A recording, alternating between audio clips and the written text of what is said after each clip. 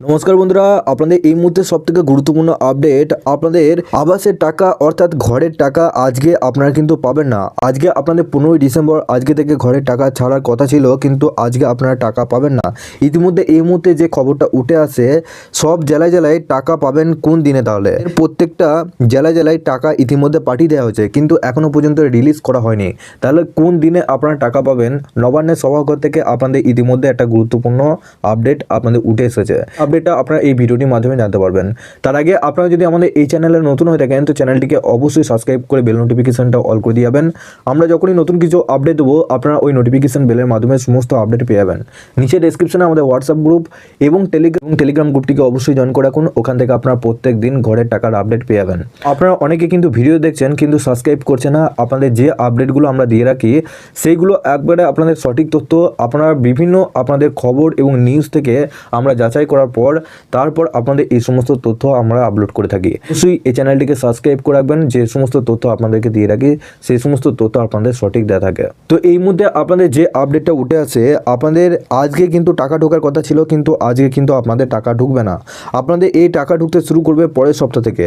পরের সপ্তাহে আপনাদের মঙ্গলবারের পর যে কোনো দিনে আপনাদের টাকা ছাড়ার কথা রয়েছে। আপনাদের নবান্ন সভাঘর থেকে জানা গিয়েছে যে আপনাদের একটি অনুষ্ঠানের মাধ্যমে আপনাদের এই ঘরের টাকা ছাড়া হবে।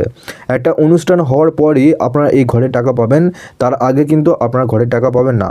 আর ইতিমধ্যে নবান্ন সভাঘর থেকে আপনাদের একটি সময় চাওয়া হয়েছে, যে আপনাদের এই সপ্তাহটার মতো সময় চাওয়া হয়েছে। পরের সপ্তাহে মঙ্গলবার পর আপনাদের যে কোনো দিনে আপনারা কিন্তু ঘরের টাকা আপনাদের অ্যাকাউন্টে পেয়ে যাবেন।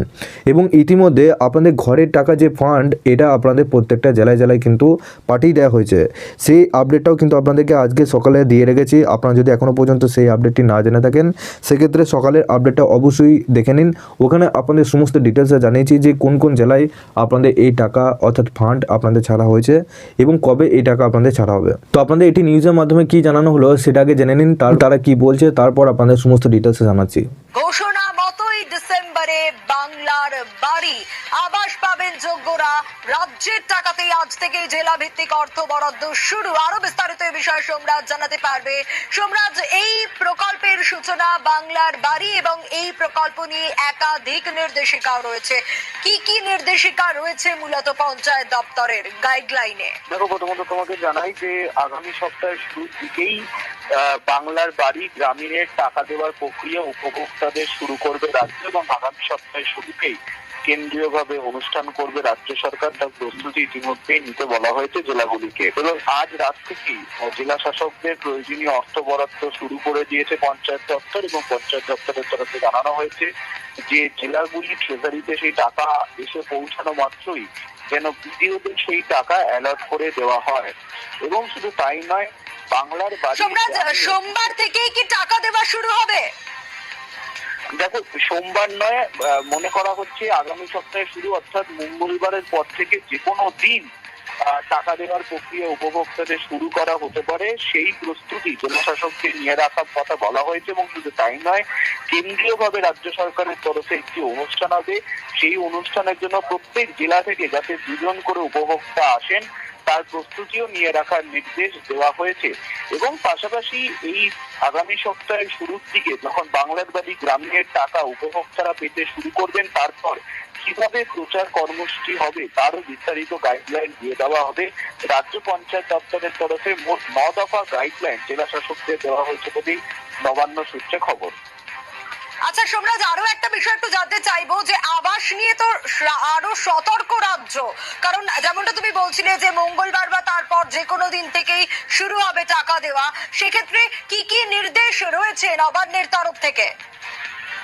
দেখো, সব থেকে যেটা গুরুত্বপূর্ণ, যারা চূড়ান্ত হবেন উপভোক্তা হিসাবে তারা টাকা পাওয়ার পর যেন থ্রেট কালচারের সম্মুখীন না হয়, তার জন্য জেলা শাসকদের গুরুত্বপূর্ণ নির্দেশ দিয়েছে রাজ্য পঞ্চায়েত দপ্তর।